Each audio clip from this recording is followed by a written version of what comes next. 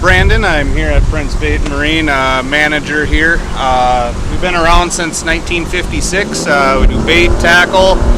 We sell boats here, which Aaron today looks like he got a new one to try out. So if you guys got any bait kind of needs, any docks, anything like that, feel free to swing on in or give us a shout. We're in Malacca, Minnesota, right on Highway 169 here. So.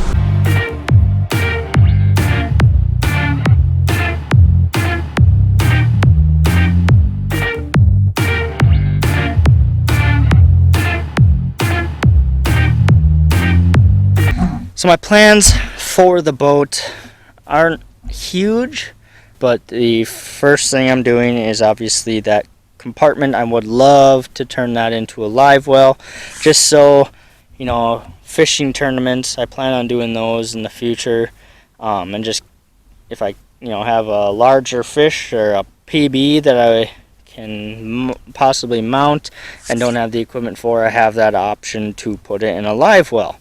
And it's always good to have a live well on a boat, fishing boat. Just you never know when you're going to need one, I guess. Live bait and stuff like that. The second thing I'm going to be doing is hydroturfing the entire boat.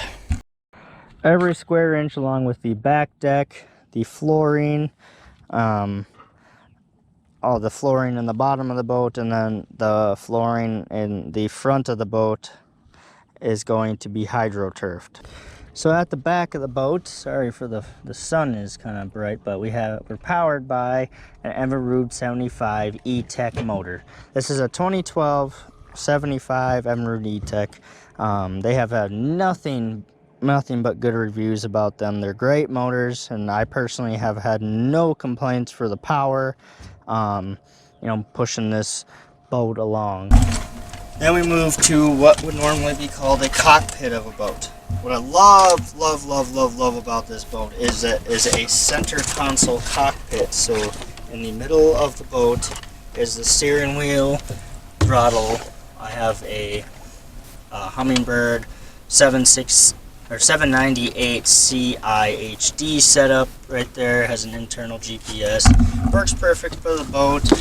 It does spin around 360 degrees. I plan to be getting a bigger one for this console and then moving this one up front. But, this works for now. I have no issues. Like I said, if you watch the past videos, I'm not a huge graph fisherman. I'm more of a sight fisherman. So just having this component here works perfect, because if I do need to, I'd spin 360 degrees so I can look at the graphs and see what kind of structure we're going after. Going into the front of the boat, you have the main compartment, which, so I have all my tackle and then other storage compartments there. I plan on splitting this in half. I will have a live well. So that's my plan over the winter there. You have the front, leaning posts, if you want to. We have storage, which I have life jackets in now. We have the trolling motor, which I mounted on top of the trolling motor storage. Then we also have storage here. I move the rods and put the rods up on the front casting deck. They used to, if you can see there, they used to have them run up into there. It was an older gentleman that had purchased the boat from,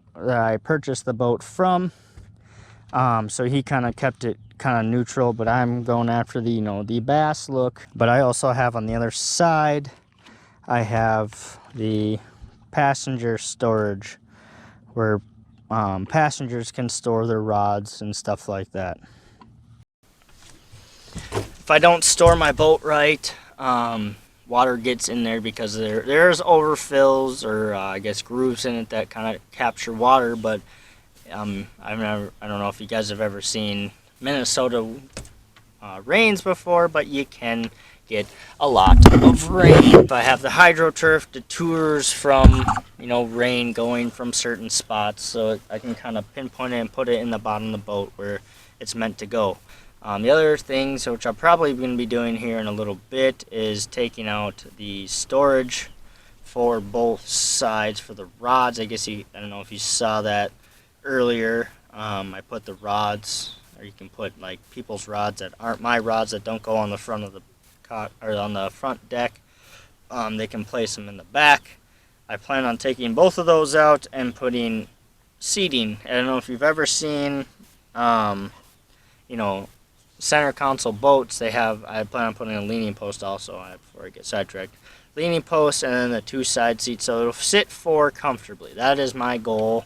I don't always just use this for fishing. I use it for runabouts and taking people out on the water, up on the cabin and stuff like that. So it'd be nice to be able to haul around four people comfortably. Overall, I mean, this boat with three. I mean, you guys probably seen T-Jack and O-Train. They're bigger guys, along with Dinger and Spanny Boy. They're bigger guys, and I mean, yes, it's a little tippy, just being it's a light aluminum. It's a 16-foot aluminum boat. It's not gonna handle the best as a 20-foot fiberglass skater boat would. But Lowe really produced a good boat out of this, and quite honestly, I probably will be buying another Lowe boat once I get my use out of this and decide that I need something bigger. This Lowe 1655 roughneck is good. Their newer ones have a V-neck on, or V-nose on them, which I absolutely love. So that would definitely be my next purchase, because this one has a straight, just a John boat nose. It's very flat, so when it's windy, it's really hard to fish in. So I may end up upgrading the trolling motor from the 54 pound that it has. I'd like to get it up over 70. So, but we'll see. We'll see what the winter offers. I mean, I can handle it. Just tears down the trolling motor battery because I'm constantly on it. Big shout out to Lowe Boats. I mean, they made a really good boat. I mean, what I use the boat for, it's it's a very simple thing. Like we're the Voyager trip, we're going to need to run it ashore on rocks and stuff like that, and I wouldn't dare bring a fiberglass boat to what we're doing there. So, big shout out to the Lowe hull and the aluminum, the flat bottom. Even the newer ones, they have that V hull, but they're still based on that flat bottom design. So I'm trying to say, yeah. So this 1655 works really well for what I'm trying to do right now. I go fishing a couple times a week, so it's easy to throw on the back of the truck, throw in the water, and away we go. But the practicality of these boats with the center console, personally, I stand all the time when I'm driving. Obviously not a bass boat because you're practically sitting on the floor, but you put me out in a speedboat or runabout boat, or even like a walleye boat. You can, with tilt steering, you can still tilt it and you can still stand up. So I thought, hey, what a center console boat, you get a little more room in the deck area, you get a little more room up front. It's just right in the center. You can stand up, and that's pretty much what you do. The leaning post is pretty much just to lean on. If you guys are wondering if I still have old Johnny, I do. He's sitting in the backyard. I took old Johnny out, tried it out a little bit, and it was not what I was expecting. I mean, it's a shallow boat, it's a long boat, it's perfect for duck hunting, but for what I was trying to do, there was just not a lot of center mass to it. It was very wobbly. Yeah, I see you. It was very wobbly. It would probably work, but if I wouldn't trust it out on anything. I mean, this is a small lake that I'm on right now, and I would not trust it to be out on the lake like this. I love the,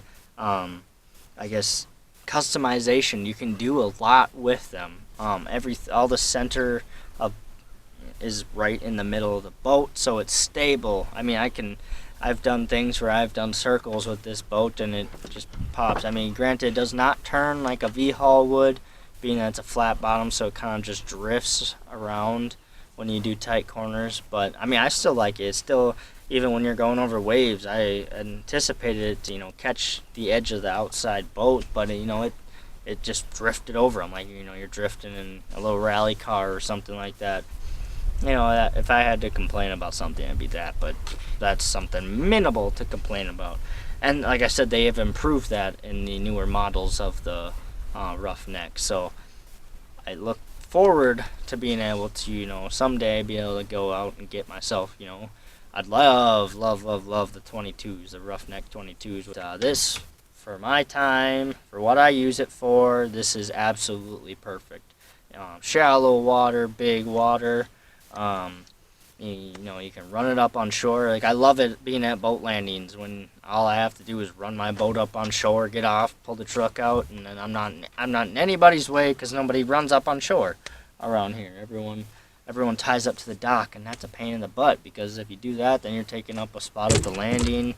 You're in everyone's way. Here, I am out of the way. I can get the truck out, and we can just get on fishing without being rushed by anybody else. So it is perfect. We're going to do a little hot laps in the boat just so you guys can kind of see how it all works. And I hope you guys like this video, and I hope you guys look into, you know, not even just the center console, but low boats in general. Low roughnecks, they come, you know, in the side cockpits, they come in the tillers, the center consoles, they come in the the 3 different types, and they're really nice boats. It's hard to beat having a nice boat like this. Something that yet the guy that owned it still customized it, but I can still customize it myself because you're not scared to drill in aluminum.